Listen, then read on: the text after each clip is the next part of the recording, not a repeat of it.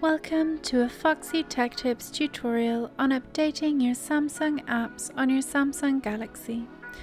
If you find this tutorial helpful, please consider subscribing to my channel and liking the video.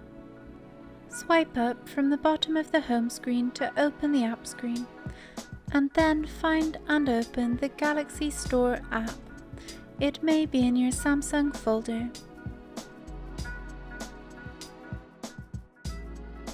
In the top left corner of the Galaxy Store homepage, tap on the 3 horizontal lines button.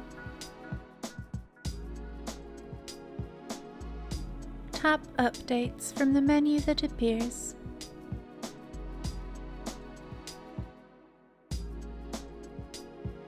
Here are all of your Samsung app updates. Tap the arrow button to the right of an app to update it.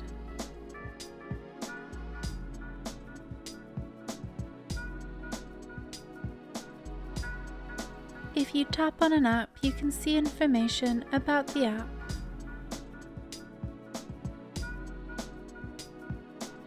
If you would like to update all of the apps at once, then you can tap Update All in the top right corner. All of your Samsung apps will be updated. And that draws an end to this tutorial.